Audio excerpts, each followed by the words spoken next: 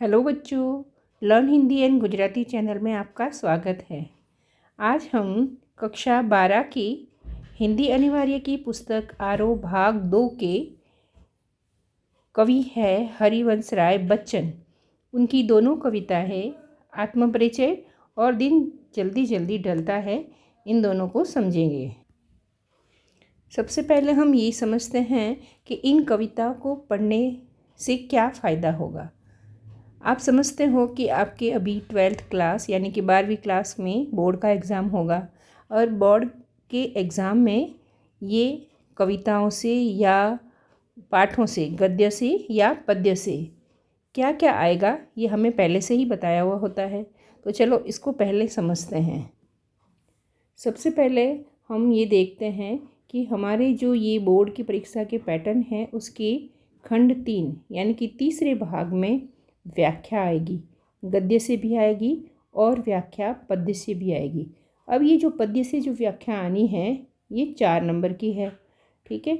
और इसके अलावा कवि का परिचय भी आएगा और लेखक का परिचय आएगा। तो कवि का परिचय भी आएगा आपके, ये देखो 3 नंबर का, ठीक है। तो अब आगे देखते हैं कि गद्य भाग से भी प्रश्नोत्तर आएंगे और पद्य भाग से भी प्रश्नोत्तर आएंगे। उसमें से ये कह रहे हैं कि 3 प्रश्न ऐसे आएंगे जिनके विकल्प आते हैं ना, अ ब स द, वो आएंगे। 2 प्रश्न ऐसे अति लघुतरात्मक आएंगे, 1 लघुतरात्मक आएगा और विकल्प सहित 1 दीर्घ उत्तरात्मक यानी कि निबंधात्मक, उसमें विकल्प होगा कि भाई ये करो चाहे ये करो, ठीक है। तो इस प्रकार आप देखते हो कि पद्य भाग से 10 नंबर के क्वेश्चन और आएंगे। तो हमें क्या देखना है कि एक तो 4 नंबर की व्याख्या आएगी, 3 नंबर का कवि परिचय आएगा और 10 नंबर के प्रश्नोत्तर आएंगे। तो यहाँ हम देखते हैं कि 17 नंबर की बात है इस कविता में, ठीक है। कविता है, एक कविता नहीं, यानी कि जो भी हमारी कविताएं हैं उन सभी से हमारे 17 नंबर आएंगे, ठीक है। इसलिए हमें इन कविताओं को बड़ा ही ध्यान से समझना है। और वैसे कविताएं समझ में आने पर तो बड़ी ही आसान लगती है, फिर चाहे व्याख्या करनी हो, चाहे प्रश्नोत्तर करना हो, चाहे लेखक परिचय या कवि परिचय करना हो, ठीक है। तो हम इन्हीं के लिए तैयारी करते हैं।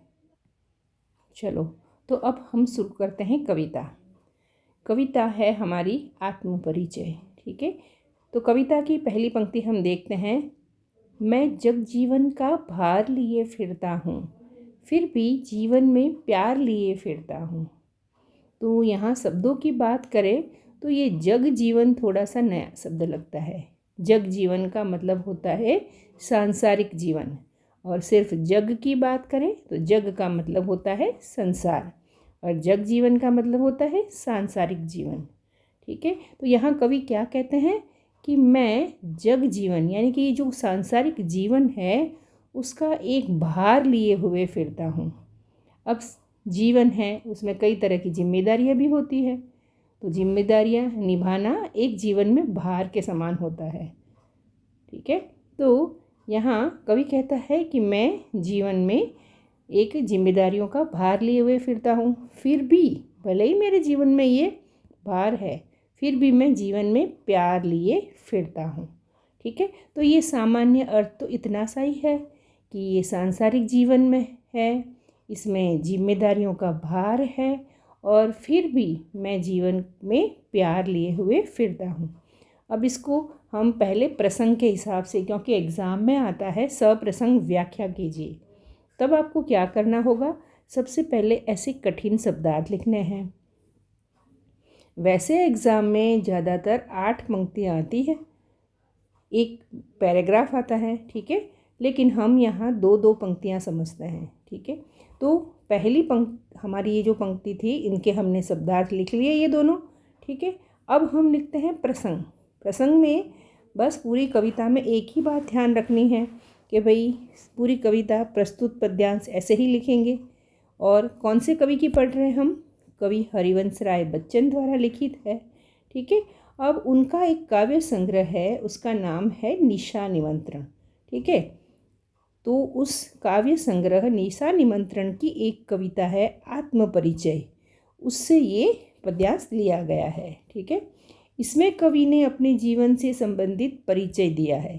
तो अपने जीवन की बात ही तो बताई है कि मेरा जीवन है, उसमें भार है, फिर भी प्यार है।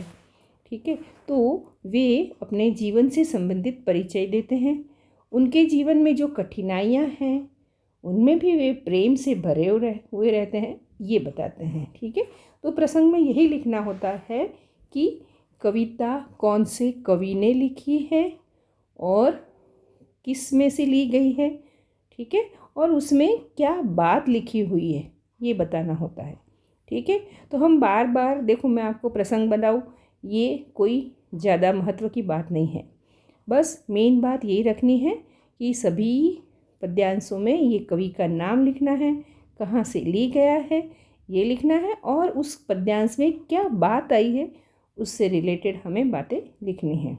ठीक है, अब बात करते हैं व्याख्या की। जैसे हम व्याख्या करते हैं तो हम पहले ऐसे लिखेंगे कि उपरोक्त पंक्तियों में कवि कहते हैं कि, है ना, ये पंक्तियों की बात चल रही है तो एग्ज़ाम में ऐसे लिखना है। ठीक है, कि कवि कहता है कि मैं जग जीवन का, ये है ना जग जीवन का, अर्थात संसार में अपने जीवन की जिम्मेदारियों का भार लिए फिरता हूँ। ये बात आ गई ना, जीवन की जिम्मेदारियों का भार लिए फिरता हूँ। फिर कवि कहते हैं कि मेरे जीवन में कई जिम्मेदारियाँ हैं, है ना, ये भार है तो जिम्मेदारियाँ तो है ही, फिर भी मैं जीवन को प्यार से जीता हूँ, मैं सभी के साथ प्यार भरा व्यवहार करता हूँ। तो ये बात आ गई ना, फिर भी जीवन में प्यार लिए फिरता हूँ, है ना आसान। बस इस तरह से आप कविता की व्याख्या कर सकते हो। तो व्याख्या जब एग्ज़ाम में आता है कि सप्रसंग व्याख्या कीजिए, तो सबसे पहले हमें उसके कठिन शब्दार्थ लिखने हैं, फिर उसका प्रसंग लिखना है और उसके बाद हमें व्याख्या शुरू करनी है। ठीक है, आगे की पंक्ति हम देखते हैं, उसमें लिखा है, कर दिया किसी ने झंकृत जिनको छू कर, मैं सांसों के दो तार लिए फिरता हूँ, मैं सांसों के दो तार लिए फिरता हूँ। अब देखो, इसमें वैसे तो कोई कठिन शब्द नहीं है, लेकिन अगर ये झंकृत की बात करें तो झंकृत का मतलब होता है झनझना कर बजाना। जैसे कोई वीणा हो, उसमें तार होते हैं, उन तारों को हम अगर छेड़ते हैं तो उसमें झनझनाती होती है ना। तो यहाँ पर तो कवि ने अपने मन को ही वीणा बता दिया है। ठीक है, तो चलो अब व्याख्या समझते हैं। अब प्रसंग मैं नहीं बता रही हूँ। प्रसंग क्यों नहीं बता रही हूँ, हमें यही लिखना है कि प्रस्तुत पद्यांश कवि हरिवंश राय बच्चन द्वारा रचित कविता से लिया गया है और इसमें कवि ने अपने मन से संबंधित स्थिति को बताया है। ठीक है, तो आप प्रसंग तो लिखना सीख ही गए हो। ठीक है, चलो अब हम व्याख्या समझते हैं। यहाँ कवि कहते हैं कि मेरे किसी प्रिय ने मेरे हृदय की भावनाओं को छू लिया है। अब देखो, ये बात क्यों कही कि कर दिया किसी ने झंकृत, तो यह झंकृत मतलब कि छू लिया है। किसको छू लिया है? हृदय की भावनाओं को, जिनको छू कर, है ना। और ऐसा लगता है जैसे मेरा हृदय वीणा है ना। मैं सांसों के दो तार लिए फिरता हूँ। अब ये दो तार किसके होते हैं? जैसे कि वीणा के होते हैं। अभी मैंने बताया ना, वीणा के तार है, जैसे दो तार है, इनको हमने छेड़ दिया तो उसमें क्या होता है, थोड़ी सी झंझनाटी हो जाती है। वैसे कवि कहता है कि मेरे किसी प्रिय ने मेरे हृदय की भावनाओं को छू लिया है और ऐसा लगता है जैसे मेरा हृदय वीणा है और मेरे भाव वीणा के तार है। जैसे वीणा के तारों को छूने से मधुर ध्वनि पैदा होती है, उसी प्रकार मन के भावों को छू लेने से मन की भावनाओं में बदलाव उत्पन्न हो जाता है। मतलब कि थोड़ी सी खुशी होती है, अच्छा हमें ये किसकी बात अच्छी लगी, ये कौन है जो हमारे मन को छू गया है ना। इस तरह अब इस लाइन में क्या कह रहे हैं, इस तरह मैं अपनी सांसों के दो तार लिए फिरता हूँ। अब ये सांसों को हम सांस अंदर लेते हैं, बाहर लेते हैं, है ना। इन्हीं सांसों को उन्होंने कहा है कि मैं अपनी सांसों के दो तार लिए फिरता हूँ। जैसे वीणा के दो तार होते हैं, वैसे ही मैं अपनी सांसों के दो तार लिए इस सांसारिक जीवन में फिरता रहता हूँ। मैं सांसों के दो तार लिए फिरता हूँ। आगे की पंक्ति है, मैं स्नेह सुरा का पान किया करता हूँ। मैं स्नेह सुरा का पान किया करता हूँ, कभी न जग का ध्यान किया करता हूँ, कभी न जग का ध्यान किया करता हूँ। इसके कठिन शब्द हम देखें तो स्नेह सुरा, स्नेह मतलब प्रेम, सुरा मतलब शराब, है ना। तो यहाँ पर कहते हैं ये मैं शराब तो पीता हूँ, लेकिन कौन सी? प्रेम रूपी शराब पीता हूँ। ठीक है, पान किया करता हूँ, पान किया मतलब पीता हूँ। ठीक है, पीने को कह रहे हैं। तो अब हम उसकी व्याख्या करते हैं। प्रसंग तो आप समझ ही गए हो, जैसे हमने पहले पद्यांश में किया था वैसे ही बताना है। ठीक है, और उसमें बताना है कि इन पंक्तियों में कवि अपने जीवन से संबंधित बातों की जानकारी देते हैं। ठीक है, चलो अब व्याख्या देखते हैं। कवि कहते हैं कि मैं स्नेह अर्थात प्रेम रूपी सुरा पीता रहता हूँ। ये है ना, मैं स्नेह सुरा का पान किया करता हूँ और उस प्रेम रूपी सुरा को पीकर मस्त रहता हूँ। तो ये सुरा पीते हैं तो उसमें पीने से मस्त भी रहते हैं। फिर कवि कहते हैं, इस प्रेम रूपी सुरा का पान करने के कारण मैं कभी भी यह नहीं सोचता हूँ कि जग अर्थात संसार के लोग मेरे बारे में क्या सोचते हैं, क्या कहते हैं। मैं उनकी बातों पर बिल्कुल भी ध्यान नहीं देता हूँ। तो ये सभी बातें किसके लिए कही गई है कि मैं कभी ना जग का ध्यान किया करता हूँ। अगर आप ज़्यादा नहीं समझा सको तो इतना भी कह सकते हो कि मैं, कवि कहते हैं कि मैं प्रेम रूपी शराब पीता रहता हूँ और मुझे जग का मतलब दुनिया का कोई भी ध्यान नहीं रहता है, मुझे उनकी कोई भी बातों की परवाह नहीं रहती है। बस ये शॉर्ट में भी आप इस बात को समझा सकते हो। अगर ज़्यादा अच्छे से समझा सको तो भी ठीक है, नहीं तो ये छोटी सी बात भी कह सकते हो। आगे की हमारी पंक्ति है, जग पूछ रहा उनको जो जग की गाते, जग पूछ रहा उनको जो जग की गाते, मैं अपने मन का गान किया करता हूँ। तो इन पंक्तियों में कवि क्या कहते हैं कि हम देखते हैं कि दुनिया वाले तो उसी से पूछेंगे, अरे भाई आप कैसे हो और कैसा चल रहा है ना। वो किसकी पूछेंगे? जो उनकी प्रशंसा करते हैं, जो उनके कहने के अनुसार कार्य करते हैं, उन्हीं का तो वो ध्यान रखते हैं। लेकिन कवि क्या कहते हैं? मैं तो अपने मन का गान करता हूँ। ठीक है ना, तो देखो इसको समझते हैं। इन पंक्तियों में कवि कहते हैं कि संसार के लोग तो उन्हीं को पूछते हैं, उन्हीं को पूछ रहा है ना, पूछते हैं जो जग की गाते। यहाँ कहने का मतलब जो उनकी प्रशंसा करते हैं, जो उनके कहने के अनुसार कार्य करते हैं, वे उन्हीं का ध्यान रखते हैं। ठीक है ना, उन्हीं को पूछता है मतलब कि उन्हीं का ध्यान रखते हैं। ठीक है, अब दूसरी लाइन क्या कह रहे हैं?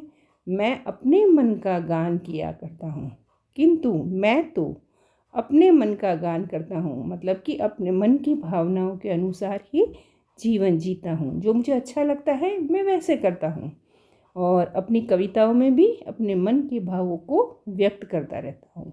ठीक है, तो यहाँ पर कवि का तो यही कहना है कि मैं दुनिया की प्रशंसा या निंदा की कोई परवाह नहीं करता हूँ और मैं अपने मन का ही गान करता रहता हूँ।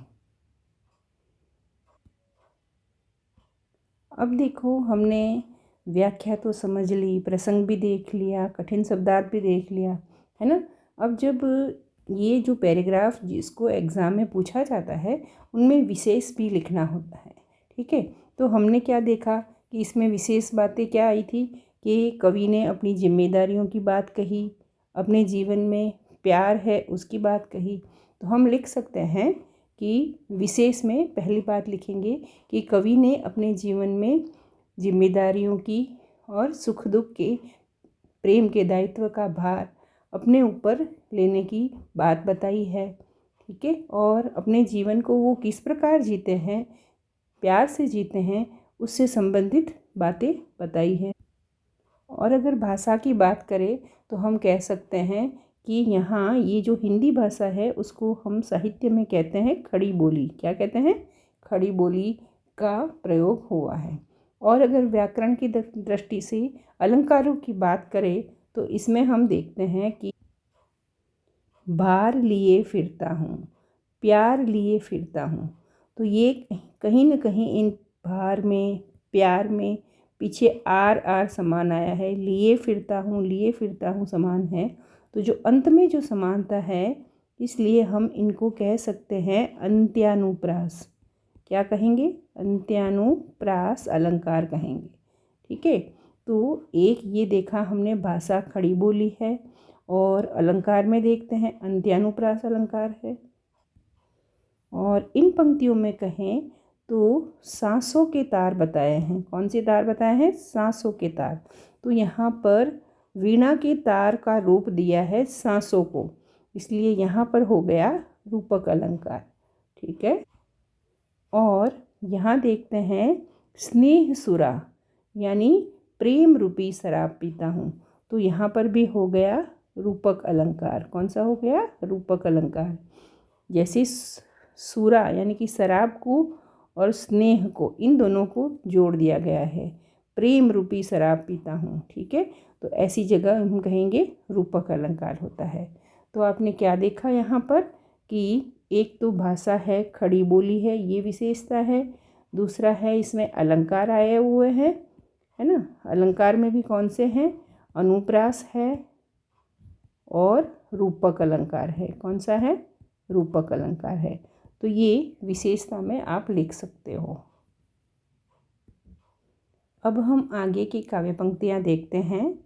मैं निज उर के उद्गार लिए फिरता हूँ, मैं निज उर के उपहार लिए फिरता हूँ। यहाँ अगर निज की बात करें तो निज का अर्थ होता है अपने, उर का मतलब होता है हृदय। हृदय कह दो, मन कह दो, दिल कह दो, है ना। और उपहार की बात करो तो उपहार का मतलब होता है भेंट, है ना। किसी को हम भेंट देते हैं ना, उपहार देते हैं वो। और उद्गार की बात करें तो उद्गार का मतलब होता है हृदय के भाव, मन के भाव। ये तो हो गए कठिन शब्द। अब इसकी व्याख्या देखते हैं। तो इन पंक्तियों में कवि कहते हैं कि मैं निज उर के, यानी मैं अपने मन के, ठीक है, निज यानी अपने, उर यानी मन के, हृदय के, उद्गार मतलब भाव, लिए फिरता हूँ। तो सीधा सा अर्थ क्या हो गया? मैं अपने मन के भाव लिए फिरता हूँ। ठीक है। और अब आगे देखते हैं। मैं अपने मन के ये जो भाव है उन्हीं को भेंट के रूप में, यानी कि उपहार के रूप में लिए फिरता हूँ। तो ये हमारा शाब्दिक अर्थ तो ये हो गया। ठीक है। अगर इसको हम भावार्थ के रूप में, व्याख्या के रूप में कहें तो थोड़ा समझाना होता है। ठीक है। इसलिए हम लिखते हैं, इन पंक्तियों में कवि कहते हैं कि मैं निज अर्थात अपने उर के, हृदय के उद्गार यानी कि भाव लिए फिरता हूँ। कवि कहते हैं कि मैं अपने मन के भाव लेकर फिरता हूँ, और मैं अपने मन के यह भाव उपहार या भेंट के रूप में लिए फिरता हूँ। है ना, एकदम आसान। अब देखो यहाँ भी उद्गार लिए फिरता हूँ, उपहार लिए फिरता हूँ। तो यहाँ भी उद्गार, उपहार, तो ये भी अनुप्रास अलंकार है। कौन सा अनुप्रास है? अनुप्रास अलंकार है। ठीक है। अब अनुप्रास में भी भेद होते हैं। जब पीछे की पंक्तियों में वर्ण बराबर होते हैं, वर्णों की आवृत्ति होती है, तब उनको कहते हैं अंत्यानुप्रास। कौन सा कहते हैं? अंत्यानुप्रास। अंत्यानुप्रास। जब अंत्यानु आता है तब अ हट जाता है, अंत्यानुप्रास। ठीक है। अब आगे की पंक्ति देखते हैं। है यह अपूर्ण संसार न मुझको भाता, मैं स्वप्नों का संसार लिए फिरता हूँ। यहाँ अपूर्ण की बात करें तो अपूर्ण का मतलब अधूरा है। ठीक है। और ना भाता, ना भाता मतलब पसंद नहीं है, अच्छा नहीं लगता है। ठीक है। और मुझका, मुझको का मतलब मुझे। ठीक है। तो ये तो बहुत आसान शब्द है। चलो अब व्याख्या समझते हैं कि है यह पूर्ण संसार, यानी ये संसार है ये अधूरा है। ना मुझको भाता, यानी मुझे ये अच्छा नहीं लगता है। इसलिए मैं क्या करता हूँ, मैं अपने स्वप्नों का संसार, मेरे स्वप्नों में जैसा संसार मैं बनाता हूँ उसी को लिए फिरता हूँ। चलो अब देखते हैं, इसको समझाने के हिसाब से थोड़ी व्याख्या करते हैं। तो कवि कहते हैं कि यह संसार, यह दुनिया मुझे अधूरी लगती है। कैसी लगती है? अधूरी लगती है। इसमें प्रेम नहीं है। कवि को क्यों नहीं भाता? क्योंकि इसमें प्रेम नहीं है, और प्रेम न होने के कारण यह संसार मुझे अधूरा लगता है, मुझे अच्छा नहीं लगता है, मुझे भाता नहीं है। इसलिए मेरे मन में जो प्रेम भरा संसार है, कवि का संसार कैसा है? प्रेम भरा। और उस प्रेम भरे संसार में सपने हैं, मैं उन सपनों को लिए हुए फिरता हूँ। यानी कि सपनों में जो प्रेम भरा संसार है, मैं बस उसी को लेके फिरता हूँ।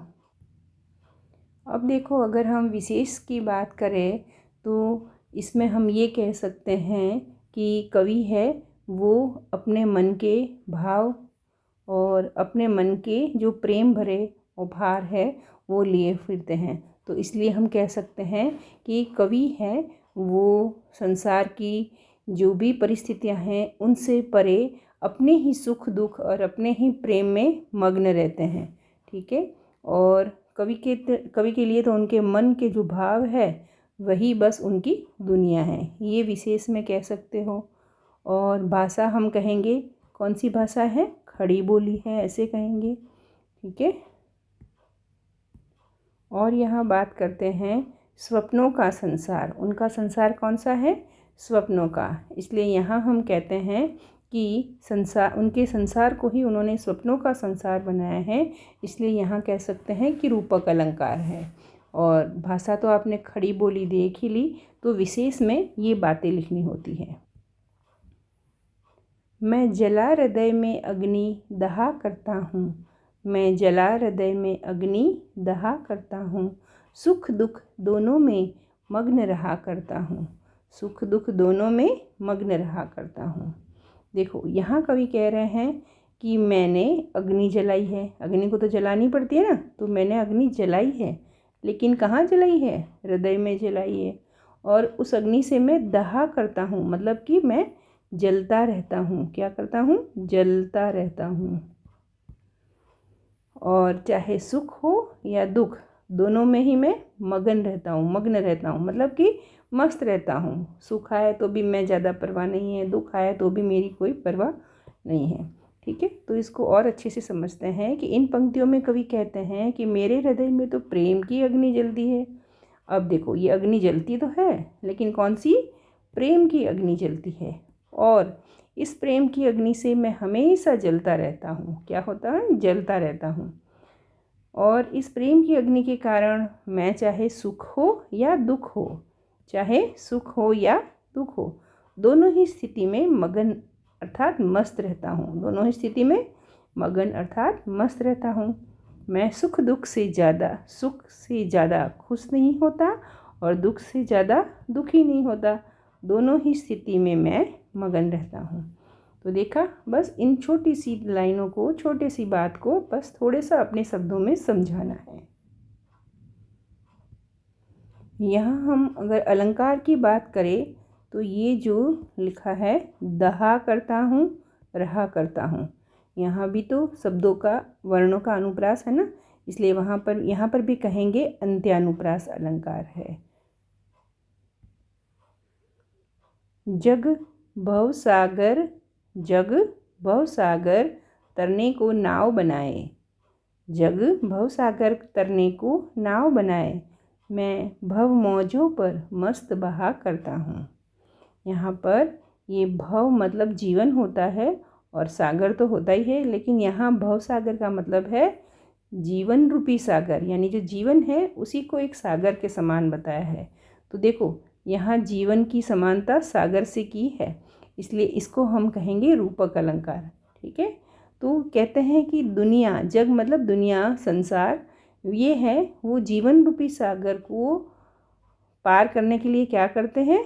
नाव बनाते हैं। क्या करते हैं? नाव बनाते हैं। तो यहाँ क्या समझे कि जग यानी कि दुनिया है वो जीवन रूपी सागर को तरने के लिए, क्या करने के लिए, मतलब उसको पार करने के लिए नाव बनाता है। और मैं भव मौजों पर यानी जीवन की जो उतार चढ़ाव आता है, सुख दुख आता है, उनमें मैं मस्त बहा करता हूँ, मतलब कि मस्ती में रहता हूँ। चलो इसको हम अब समझाते हैं। भव सागर का मतलब समझ गए, जीवन रूपी सागर।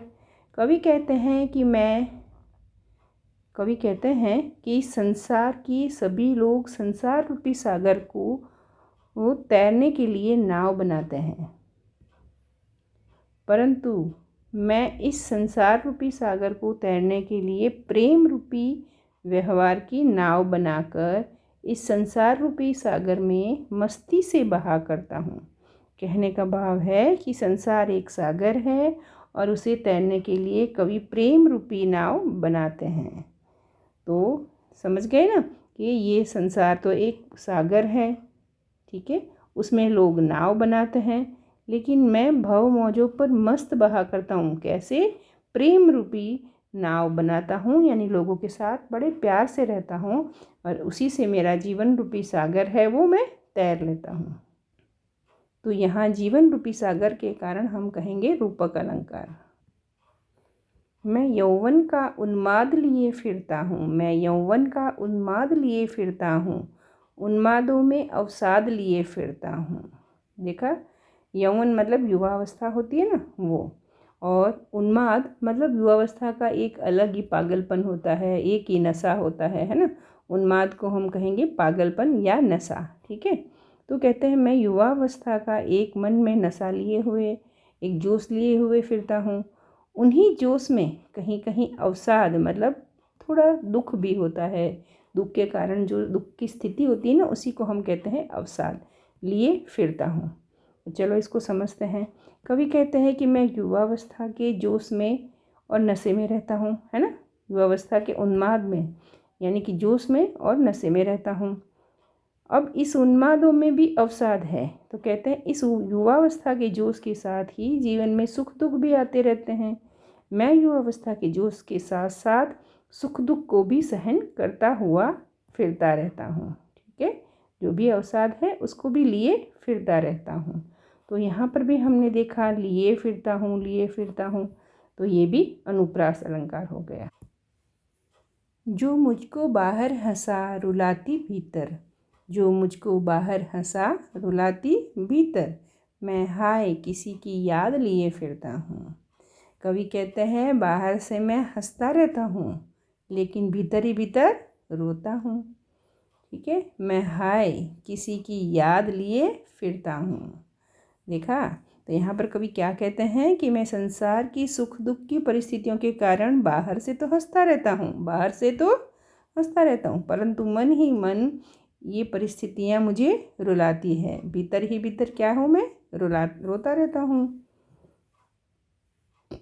अब ये क्यों रोते हैं? कहते हैं इसकी वजह एक और भी है कि मैं अपने हृदय में किसी प्रिया की मधुर स्मृतियों को बसाए हुए हूँ और उसकी याद के कारण, उसके ना मिलने के कारण मैं हमेशा दुखी भी रहता हूँ, है ना। इसीलिए तो कहा है मैं हाय किसी की याद लिए फिरता हूँ। मन में याद आती है इसलिए वो दुखी होते हैं। ये जो पंक्तियाँ हैं ना, ये हमारे बोर्ड के 2024 वाले पेपर में पूछी गई है, इसलिए ये इम्पोर्टेंट है। इन पंक्तियों को बहुत अच्छे से समझ लेना, ठीक है। और अब अगर हम विशेष की बात करें तो हम क्या कहेंगे कि इसमें कवि ने अपने हृदय में जो भी सुख दुख की भावना है उसका वर्णन किया है ना। यहाँ सुख की बात हो चाहे दुख की बात हो, इनका वर्णन किया है, ऐसा हम कह सकते हैं, ठीक है। और उन्होंने खड़ी बोली का प्रयोग किया है, ये भी कह सकते हैं। अलंकार हमने देखा कि रूपक अलंकार भी है, अनुप्रास अलंकार भी है, ठीक है। और भाषा तो खड़ी बोली है ही, ठीक है। ये सारी विशेषताएं हैं। कर यत्न मिटे सब सत्य किसी ने जाना, नादान वही है हाय जहाँ पर दाना। अगर इसमें कठिन शब्दों की बात करें तो यत्न का मतलब होता है प्रयत्न, ठीक है। और सत्य असत्य ये तो आप जानते ही हो, फिर भी अगर सरल शब्द की बात करें तो सत्य मतलब सच्चाई, ठीक है। और नादान मतलब जो नासमझ होते हैं उसको हम नादान कहते हैं।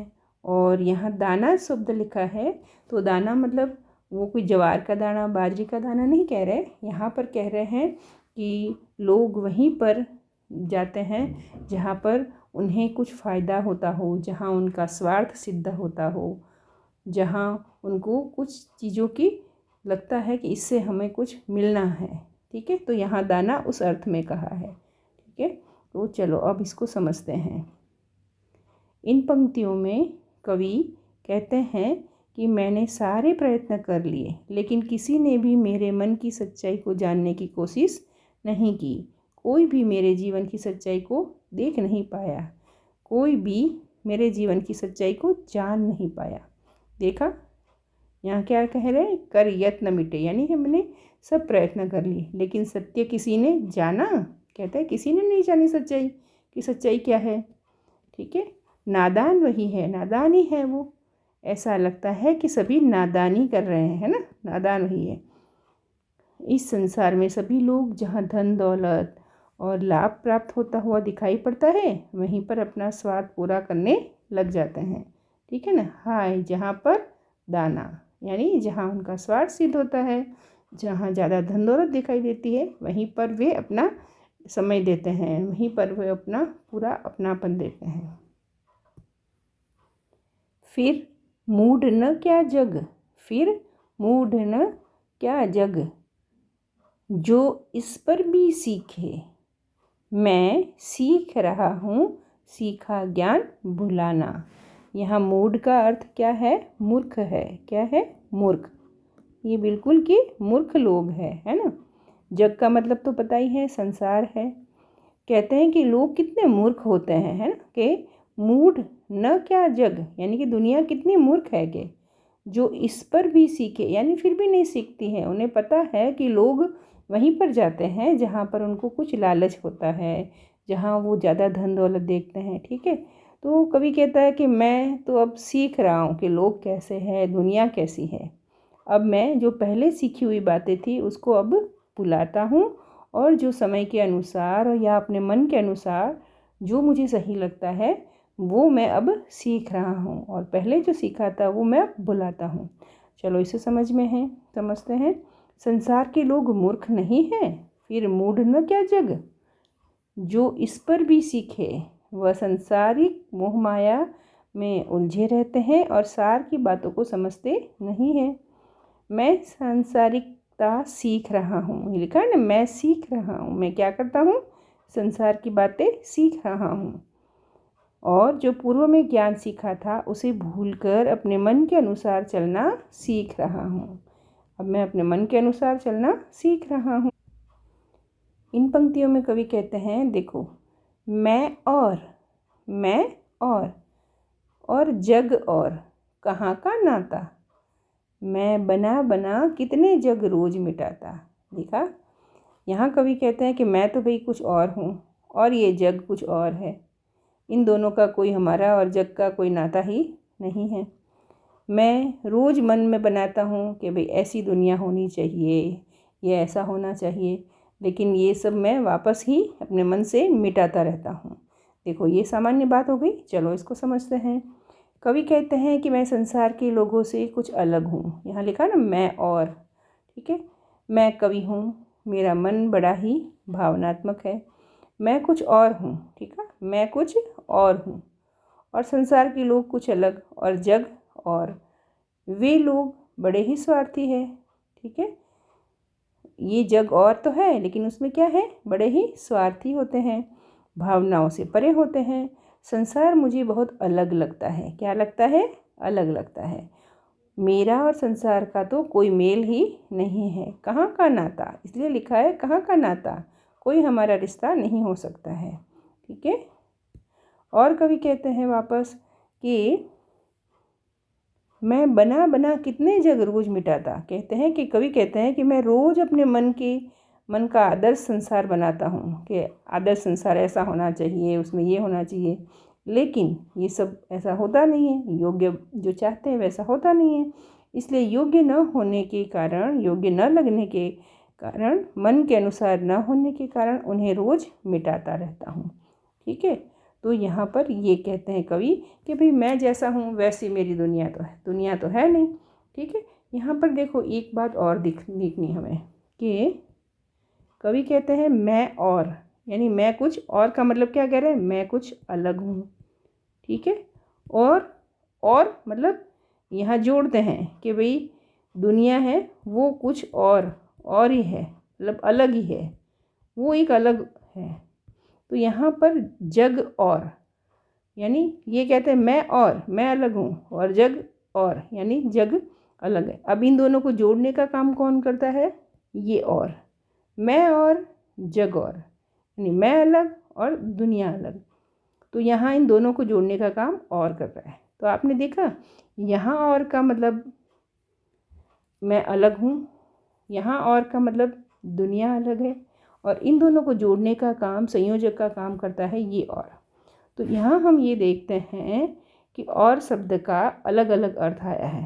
ठीक है, जब ऐसे शब्द तो एक ही है लेकिन उसके अर्थ दो होते हैं कि भाई एक बार तो उसका अर्थ आया कि भाई ये अलग है दोनों ही। ठीक है, और एक बार वो संयोजक के रूप में काम आया है।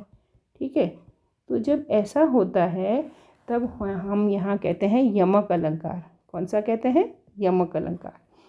एक ही शब्द के जब अलग अर्थ होते हैं तब उसको हम कहते हैं यमक अलंकार। और हम ये भी कह सकते हैं कि ये बना, ये जब कोई शब्द दो बार रिपीट होता है, दो बार आता है, तो उसको हम कहते हैं पुनरुक्ति प्रकाश। कौन सा कहेंगे, पुनरुक्ति प्रकाश। और नाता मिटाता, यहाँ आता आया, इसलिए यहाँ हम कहेंगे अनुप्रास अलंकार। देखा इसमें एक ही जगह पर तीन अलंकार आ गए। एक तो नाता मिटाता, ये हो गया अनुप्रास अलंकार, और की वजह से ये हो गया यमक अलंकार। ठीक है, और ये बना में हो गया पुनरुक्ति प्रकाश अलंकार। तो ये बात आप विशेष में लिख सकते हो। जग जिस पृथ्वी पर जोड़ा करता वैभव, जग जिस पृथ्वी पर जोड़ा करता वैभव, मैं प्रति पग से उस पृथ्वी को ठुकराता, मैं प्रति पग से उस पृथ्वी को ठुकराता। ठीक है, यहाँ वैभव मतलब यहाँ धन दौलत की बात की गई है, पग मतलब कदम की बात हो रही है। ठीक है, तो हम व्याख्या देखते हैं। यह संसार हमेशा आर्थिक लाभ प्राप्त करने के लिए धन दौलत इकट्ठा करता रहता है ना। जग मतलब संसार के लोग जिस पृथ्वी पर, यानी यहाँ जो यहाँ रहते हैं हम, वहाँ धन दौलत क्या करता है, इकट्ठा करता है, जोड़ा करता है मतलब इकट्ठा करता है। लेकिन कवि क्या कहते हैं, मैं हर कदम उस पृथ्वी को ठुकराता रहता हूँ। अब कवि कहता है कि मैं इस धन दौलत को ठुकराता हुआ हर कदम उस पृथ्वी को ठुकराता हूँ, उन लोगों को ठुकराता हूँ जो स्वार्थ और धन दौलत की भावनाओं से भरे होते हैं। मैं तो प्रेम और स्नेह भरे संसार को ही पाना चाहता हूँ। तो कवि के लिए वैभव क्या है, प्रेम और स्नेह है। ठीक है, जब मुझे वह संसार नहीं मिलता है, यानी जहाँ पर प्रेम नहीं है, स्नेह नहीं है, मैं उन लोगों का साथ छोड़ता रहता हूँ, अर्थात ऐसी पृथ्वी को मैं ठुकराता रहता हूँ। धन दौलत के लालच से भरे भावों को मैं अपने मन से दूर रखता हूँ। ठीक है, तो यहाँ पर वैभव को यहाँ कवि ने कहा है मेरे लिए प्रेम और स्नेह वैभव है। जहाँ वो नहीं है, ऐसे लोगों को, ऐसी पृथ्वी को मैं ठुकराता रहता हूँ। अब इन पंक्तियों में देखते हैं कि मैं निज रोदन में राग लिए फिरता हूँ, मैं निज रोदन में राग लिए फिरता हूँ, शीतल वाणी में आग लिए फिरता हूँ। देखा कितनी अच्छी बात कही है। अगर हम शब्दों की बात करें तो निज मतलब अपने, रोदन मतलब रोने में, मैं रोता तो हूँ, और साथ में उस रोने में भी राग मतलब प्रेम रखता हूँ। ठीक है, मैं भले ही मन से दुखी हूँ, रो रहा हूँ, लेकिन फिर भी मैं क्या रखता हूँ, प्रेम रखता हूँ। ठीक है, राग मतलब प्रेम, निज मतलब अपने, रोदन मतलब रोना, है ना। और शीतल वाणी में आग लिए फिरता हूँ। मेरी वाणी बड़ी शीतल है, शांत है, लेकिन उसमें आग है। आग मतलब कुछ मन के भाव है, कुछ जोश है, कुछ ऐसी लोगों में भावनाएं जगाने वाली बात है। कहने में मेरी बातें शांत लगती हैं, लेकिन उसमें जोश है, उसमें भावनाओं की बड़ी ताकत है। ठीक है, तो ये इसको समझते हैं। देखो इसमें लिखा है, कवि कहते हैं कि मेरे रोदन में, मेरे दुख भरे मन में भी संसार के लोगों के प्रति प्रेम भाव भरा रहता है। ठीक है ना, ये देखो प्रेम भाव भरा रहता है। मेरी बातें, मेरी वाणी शीतल शांत होती है, परंतु भावों में बड़ा ही जोश भरा हुआ होता है।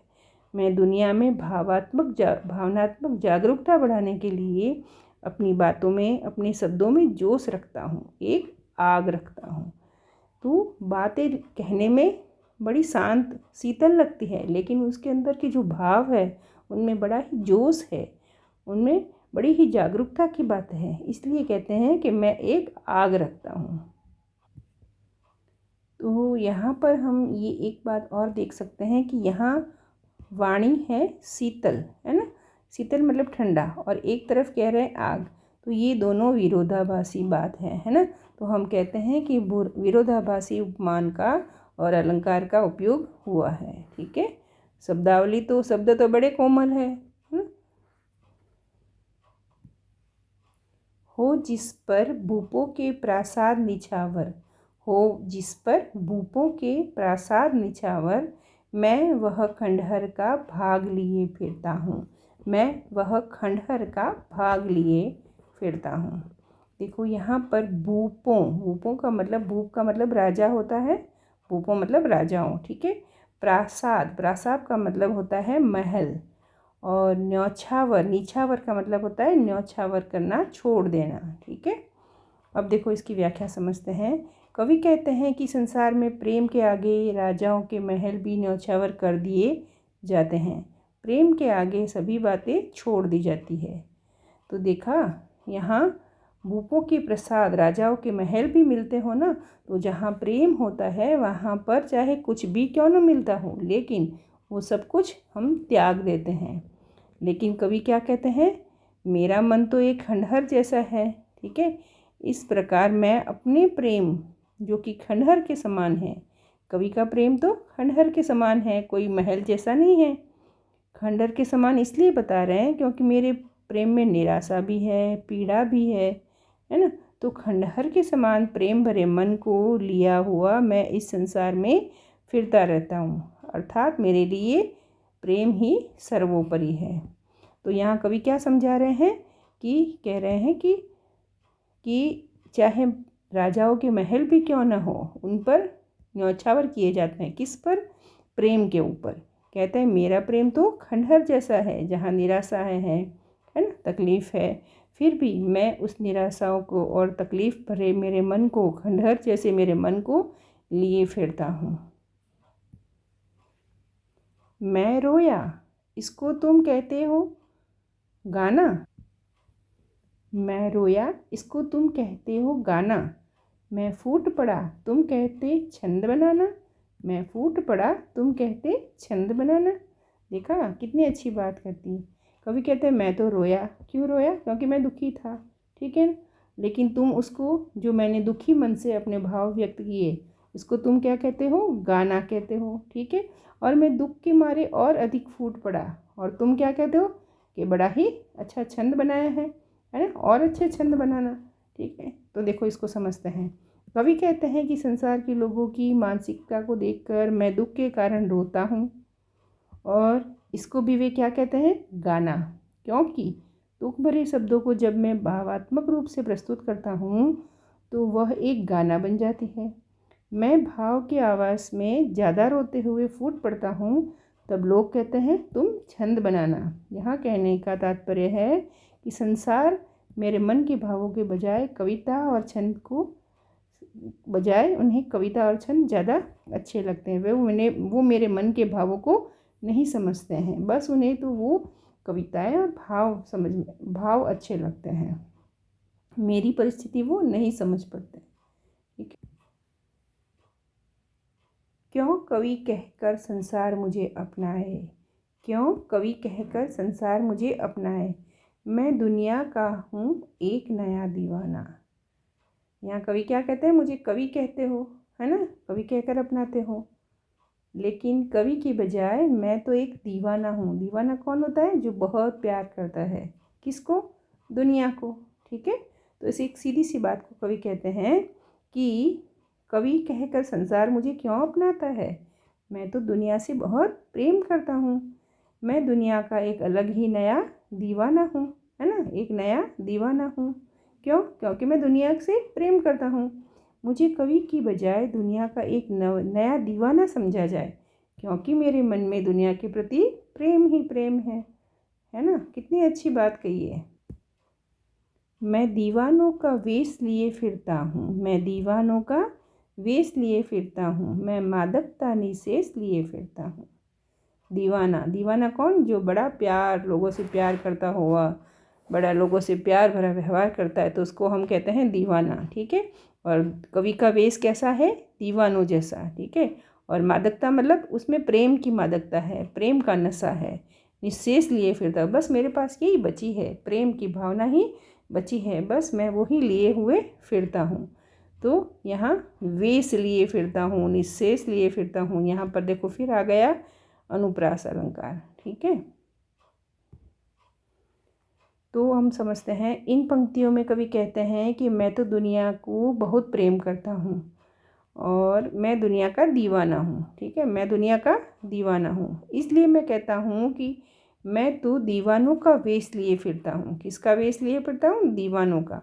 मेरे मन में प्रेम ममता का नशा है, मादकता है ना, ये मादकता है, बस मैं उसी को लिए फिरता रहता हूँ। मेरे मन में क्या है, प्रेम है, मादकता है, बस मैं उसी के नशे में, प्रेम के नशे में ही, उसी के जोश में ही फिरता रहता हूँ।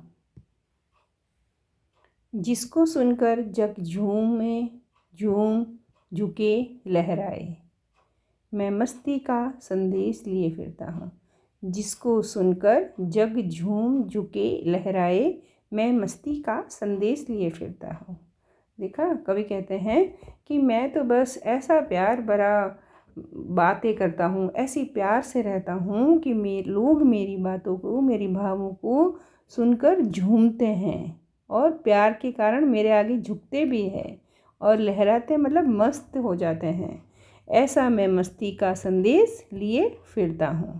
देखो कवि की वापस इसमें देखते हैं, कवि कहते हैं कि मैं प्रेम करुणा ममता का संदेश लेकर फिरता हूँ और उन भावों को सुनकर दुनिया झूमने लगती है ना, ये झूमने लगती है। मेरे मन में प्रेम होता है तो दुनिया झुकती भी है। ठीक है, लहरा कर मस्ती में झूमती है, यानी कि लहराए। ठीक है, इस प्रकार मैं दुनिया में मस्ती का संदेश लिए फिरता हूँ, मैं मस्ती का संदेश लिए फिरता हूँ। चलो अब हमारी जो दूसरी कविता है, एक गीत में के अंतर्गत दिन जल्दी जल्दी ढलता है, चलो वो देखते हैं। ये तो एकदम ही आसान है, चलो देखते हैं। दिन जल्दी जल्दी ढलता है, दिन जल्दी जल्दी ढलता है, न हो जाए हो न जाए, है ना, हो जाए न पथ में रात कहीं, हो जाए न पथ में रात कहीं। मंजिल भी तो है दूर नहीं, मंजिल भी तो है दूर नहीं। यह सोच थका दिन का पंथी भी, यह सोच थका दिन का पंथी भी जल्दी जल्दी चलता है, दिन जल्दी जल्दी ढलता है। देखा, कितनी अच्छी बात बताई है। चलो अब इसके बाद इसके थोड़े से शब्द देख लेते हैं। तो यहाँ जो ये पथ है ना, पथ का मतलब है रास्ता। ठीक है, ये मंजिल का मतलब यहाँ पर कहते हैं कि भाई मेरी मंजिल, यानी कि मेरा उद्देश्य क्या है, मेरा लक्ष्य क्या है, या मेरा घर कहाँ है, वही उसकी मंजिल है। ठीक है, और पंथी की बात आ रही है। ये पंथी, पंथी का मतलब होता है चाहे यात्रा करने वाला मुसाफिर हो, चाहे यात्री हो, या घर पहुंचने वाला घर का व्यक्ति हो, इसके बारे में लिखा है पंथी। ठीक है, चलो इसको समझते हैं। यहाँ सीधी बात कहें तो होगा कि भाई दिन तो जल्दी जल्दी ढल रहा है। ठीक है, और रास्ते में कहीं रात ना हो जाए। ठीक है, और मंजिल भी तो दूर नहीं, यानी कि मेरा घर कहीं ज़्यादा दूर तो है नहीं। ये सोचकर थका हुआ जो ये व्यक्ति है, चाय पंथी है, वो जल्दी जल्दी चलता है कि अरे कहीं रात ना हो जाए, दिन जल्दी जल्दी ढलता है। ठीक है, व्याख्या देखते हैं। इस पद्यांश में कवि कहते हैं कि दिन भर अपने कार्य की समाप्ति के बाद जब व्यक्ति अपने घर जा रहा होता है तब वह सोचता है कि अब मेरा घर, मेरी मंजिल पास ही है। ठीक है ना, ये क्या है, पास ही है। और उसे लगता है कि दिन बहुत जल्दी जल्दी ढल रहा है, ये दिन बहुत बहुत जल्दी जल्दी ढल रहा है, रात हो रही है। इसलिए कहीं रास्ते में ही रात ना हो जाए, कहीं रास्ते में ही रात ना हो जाए। ठीक है, मंजिल दूर नहीं है, मंजिल दूर नहीं है। ठीक है, यह सोचकर व्यक्ति कितना ही थका हुआ क्यों ना हो, यह सोच थका दिन का पंथी, है ना, जल्दी जल्दी चलता है, जल्दी जल्दी चलता है। ठीक है, क्योंकि उसे लगता है कि दिन जल्दी जल्दी समाप्त होने जा रहा है, उससे पहले मुझे घर पहुंचना है, इसलिए दिन जल्दी जल्दी ढलता है, उससे पहले मुझे घर पहुंचना है। अब इसमें अलंकारों की बात करें तो ये जल्दी जल्दी जब 2 बार आते हैं शब्द तो उसको पुनरुक्ति प्रकाश कहते हैं। देखो यहाँ पर भी आया है जल्दी जल्दी, है ना, ढलता है, चलता है, ढलता है ना, तो इनको कहेंगे अंत्यानुप्रास अलंकार। ठीक है, तो यहाँ पर हमने क्या देखा, एक तो पुनरुक्ति प्रकाश अलंकार है और दूसरा है अंत्यानुप्रास अलंकार। ठीक है, बच्चे प्रत्याशा में होंगे, बच्चे प्रत्याशा में होंगे, नीड़ों से झांक रहे होंगे, यह ध्यान परों में चिड़ियों के भरती कितनी चंचलता है, यह ध्यान परों में चिड़ियों के भरती कितनी चंचलता है, दिन जल्दी जल्दी ढलता है। देखो यहाँ क्या कह रहे हैं कि ये प्रत्याशा, प्रत्याशा का मतलब होता है आशा, प्रत्याशा का मतलब होता है आशा। बच्चे क्या कर रहे हैं, आशा रख रहे हैं कि अभी मेरे माता पिता आएंगे, है ना। और यहाँ तो बात हो रही है चिड़िया की।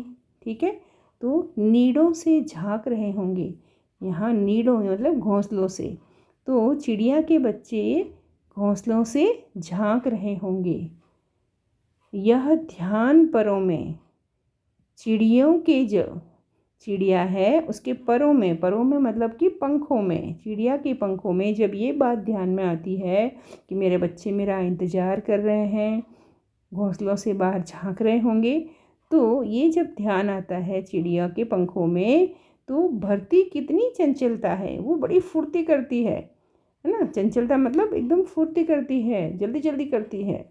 क्यों, क्योंकि दिन जल्दी जल्दी ढलता है। ओके, चलो व्याख्या देखते हैं।